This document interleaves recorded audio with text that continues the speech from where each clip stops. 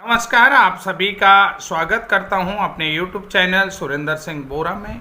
साथियों, कल 15 अक्टूबर को माननीय सुप्रीम कोर्ट पे यूपी की 69,000 शिक्षक भर्ती मामले में सुनवाई होने वाली थी, लेकिन एक बार फिर ये सुनवाई उलझ गई है। इससे पहले आप लोगों ने देखा होगा कि 30 सितंबर को भी यूपी 69,000 शिक्षक भर्ती का जो आरक्षण मामला था उसमें सुनवाई नहीं हो पाई। अब आरक्षित वर्ग के अभ्यर्थियों के लिए यहाँ पर जो सुनवाई होगी वो कब होगी, ये एक महत्वपूर्ण विषय है। इससे पहले हम जानते हैं कि जो आरक्षित वर्ग के अभ्यर्थियों ने था यूपी 69,000 शिक्षक भर्ती वाले केस में केविट दाखिल किया था। इस मामले को अगर देखा जाए तो माननीय सुप्रीम कोर्ट ने, कि अगर इस मामले को गौर से देखते हैं तो माननीय सुप्रीम कोर्ट ने उत्तर प्रदेश यानी कि उत्तर प्रदेश हाई कोर्ट की इलाहाबाद बेंच का जो आदेश था उसमें माननीय सुप्रीम कोर्ट ने रोक लगा दी थी और दोनों पक्षों से लिखित दलीलें पेश करने को कहा था। किस मैटर पे आप सभी लोगों को मालूम है, आरक्षण का मुद्दा है। आरक्षण के मुद्दे से जो जनरल टीचर हैं उनको खतरा था और जहाँ तक मैं समझता हूँ कि ये मैटर बड़ा फेयर मैटर था, लेकिन अब जा कर के ये उलझ रहा है कि यानी कि जो शिक्षक ज्वाइनिंग हो चुके हैं उसमें कई बार कोर्ट केस हो चुके हैं और कई बार जो है कि केस कोर्ट ने अपना फैसला दे दिया है और कई बार यहाँ पर अभ्यर्थियों को क्लीन चिट भी मिली है, लेकिन फिर ये मामला एक बार उलझता हुआ नज़र आ रहा है। तो सुप्रीम कोर्ट ने पूर्व में भी आरक्षण मामले को लेकर के आप सभी लोगों को मालूम है कि अध्ययन के लिए समय मांगा था और इस केस की सुनवाई में सभी पक्षों की नज़र बनी हुई थी, चाहे वो 69,000 शिक्षक भर्ती के आरक्षण मैटर में पक्ष का हो, विपक्ष का हो, और इधर जो है कि बीटीसी का मामला हो या शिक्षा मित्रों का मामला हो। तो ये सभी पक्षों की इस पर नज़र बनी हुई थी। तो जितने भी इसमें पक्षकार थे, तो साथियों अब हम आज इस केस में कल क्या हुआ उस पर नज़र डालते हैं। यूपी 69,000 शिक्षकों की भर्ती में आरक्षण की मांग को लेकर सुप्रीम कोर्ट में जो कल यानी कि 15 अक्टूबर को सुनवाई होनी थी, एक आईए के कारण से पूरे केस की दिशा यानी कि बदल गई है। एक जो आईए लगी है उस केस ने जो है कि यहाँ पर पूरे केस को उलझा दिया है, उलझन में डाल दिया है, यानी कि एक केस का जो सिनेरियो था उसको पूरी तरीके से मैं कहूँगा बदल डाला, ख़राब कर डाला, कुछ भी कह सकते हो आप, कि पूरा जो है कि मामला उलझा दिया। पहले आप लोगों को पता है कि इसमें जो है कि दोनों पक्षों का मामला था। इस केस में पहले दो पक्षों का मामला था और ये दोनों पक्षों का मामला तो कोर्ट में गड़बड़ा गया है। अब ये जो मामला था पूरी तरीके से गड़बड़ा गया। कोर्ट में जब सुनवाई का समय आया तो सुनवाई 1 मिनट भी नहीं हो पाई। जैसे ही ये केस कोर्ट में ओपन हुआ, माननीय जस्टिस के सामने तुरंत ही पास ओवर की मांग की गई। अब केवल ये पास ओवर एक तरीके से मैं समझता हूँ कि इस केस को डिले करने से अलावा कुछ नहीं है। जो पास ओवर लिया गया है वो केस को डिले कर सकता है, लेकिन बाकी इसमें कुछ ऐसा नहीं हो सकता है। तो पास ओवर केवल इस मांग के आधार पर लिया गया था कि इस आईए को पढ़ने के लिए हमें वक्त चाहिए। जैसा कि आपको मालूम है कि इन्होंने क्या कहा कि इस आईए पढ़ने के लिए वक्त चाहिए। उत्तर प्रदेश सरकार को यहाँ पर जवाब देना था, कहाँ, सुप्रीम कोर्ट को। लेकिन अब ये केस में फिर से वक्त मांगा गया है और अब इस केस में आप लोगों को जैसा भी मैंने बताया कि अब इस केस में कितनी पार्टियां होंगी, 3 पार्टियां होंगी, 3 पार्टियां बन गई। इसमें जो अभी जो पार्टी आई है उसने केविट भी दाखिल किया है और रिट पिटीशन भी दाखिल कर दिया है।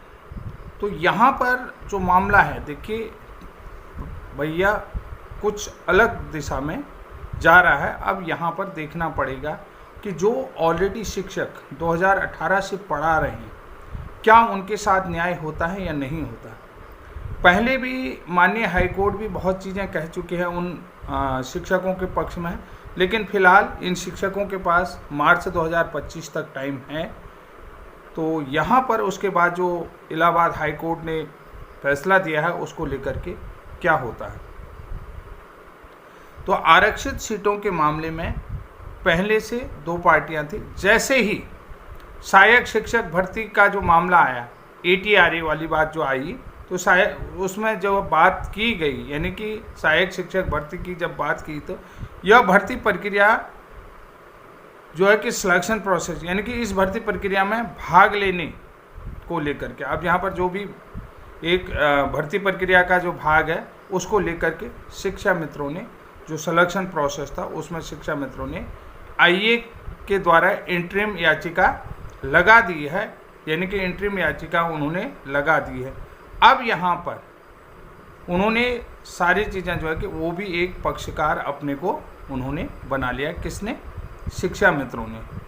भाई अब यहाँ पर शिक्षा मित्रों ने IA क्यों लगाया? क्योंकि ये जो अब यहाँ पर अगर ये सिलेक्शन प्रोसेस का हिस्सा है, ATRA यानी कि सहायक शिक्षक भर्ती रिक्रूटमेंट प्रोसेस का मामला है, तो यहाँ पर शिक्षा मित्र भी एक पक्षकार बन गए। अब रही बात ये जो है कि क्वालिफिकेशनल पार्ट है या सिलेक्शन प्रोसेस है, तो शिक्षा मित्रों को सहायक शिक्षक भर्ती जो ATRA का पार्ट पहले तो कोर्ट की तरफ से नहीं माना गया था, तो जिस कारण से शिक्षा मित्रों को बाहर कर दिया था।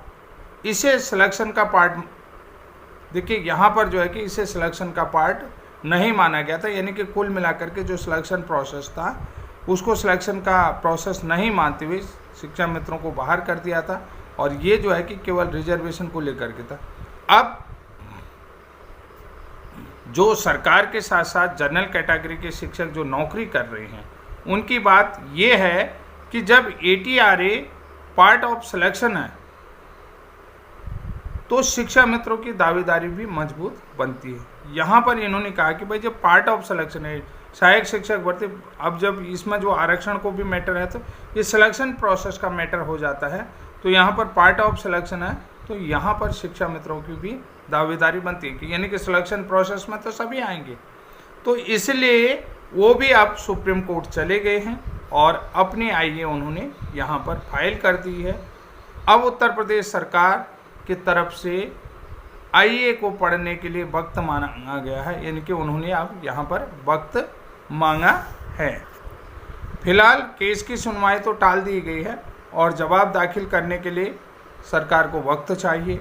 सरकार ये कह रही है कि हम आरक्षण में पहले भी, देखिए जब सरकार ने पहले की बात बताओ कि पहले सरकार ने क्या कहा, माननीय कोर्ट को क्या जवाब दिया था। सरकार ने पहले ये कहा कि हम आरक्षण में बदलाव नहीं करेंगे, कोर्ट के फैसले का सम्मान करेंगे, यानी कि जो कोर्ट ने जो है कि भर्ती में क्लीन चिट दे दी थी और हम नौकरियां देंगे।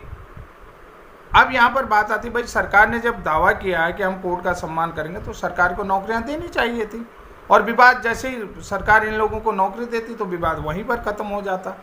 जो छात्र लगातार अलग अलग माध्यमों से अलग अलग जगहों पर अपनी लड़ाइयाँ लड़ रहे हैं, अलग अलग जगह कहने का मतलब है हाई कोर्ट में लड़ रहे हैं, हाई कोर्ट के लखनऊ बेंच में लड़ रहे हैं, सुप्रीम कोर्ट में लड़ रहे हैं, तो अलग अलग तरीके से वो लड़ाई लड़ रहे हैं, तो उनके मैटर को सुनना चाहिए गवर्नमेंट ने, उनमें सुनवाइयाँ होती, और जो भी यानी कि जो भी बनता, आपने जो भी सीटें जो बचती उनमें जो है कि आप उन लोगों को अलग अलग जगह सुनवाई हो रही है, और अपने जो भी सीटें बनती इसमें उन सीटों में इन लोगों का भी सिलेक्शन होना चाहिए था कि जो सीटें बनती उनके लिए तो उन सीटों में होता। बाकी जो शिक्षक बने हुए हैं उन्हें यथावत रखना चाहिए, यहाँ पर ये मैटर सुलझ सकता। अब देखिए यहाँ पर देखिए आप लोगों ने एक बड़ा सा फैसला देखा होगा कि इस केस में देखिए अब यहाँ पर क्या मामला हो रहा है कि अब इस केस में जो सीटें जो है कि पहले आरक्षण में गड़बड़ी का जो है कि 6800 आ रहा था, अब जो है कि आरक्षित वर्ग की तरफ से ये जो है सीटों का जो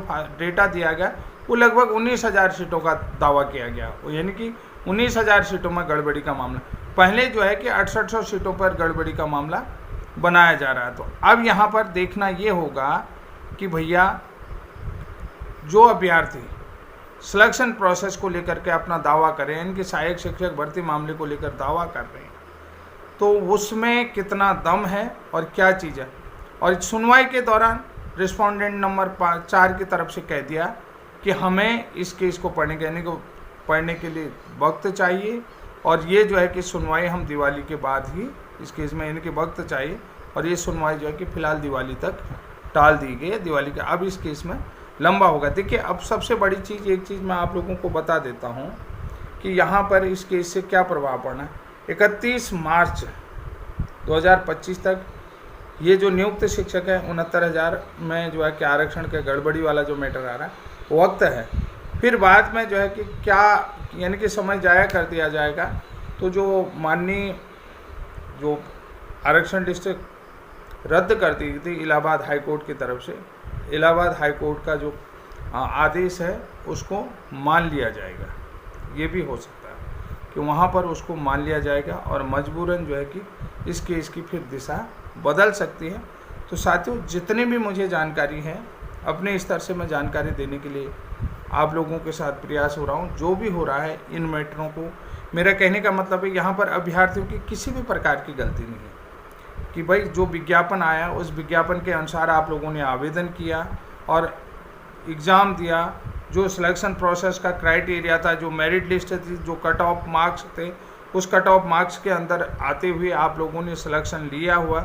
सिलेक्शन प्रोसेस के सारे रूल और रेगुलेशन आप लोगों ने कंप्लीट किए। तो जो भी गलतियां हैं यहाँ पर सरकार की तरफ से, डिपार्टमेंटल की तरफ से, और डिपार्टमेंटल को उन लोगों को सुनना चाहिए। अब देखिए भाई, 4 साल 18 के बाद यानी कि 24 6 साल हो गए। 6 साल के बाद लगभग ये प्रोसेस को 6 साल हो गए कि 2022 में जिन लोगों को नियुक्तियां मिली उन लोगों को भी अब कहीं न कहीं इस एक तरीके से झटका देने वाली बात आ रही है कि सरकार क्या उनको झटका देगी। तो ऐसा सरकार को कतई नहीं करना चाहिए। कुल मिलाकर के जो उन्होंने वादा किया है उस वादे को निभाना चाहिए, और जो भी शिक्षक नौकरी में लग चुके हैं तो उनके साथ न्याय करना चाहिए। ये बहुत बड़ी उम्मीद करता हूँ कि साथियों आज के लिए इतना ही। तब तक के लिए जय हिंद, जय उत्तराखंड।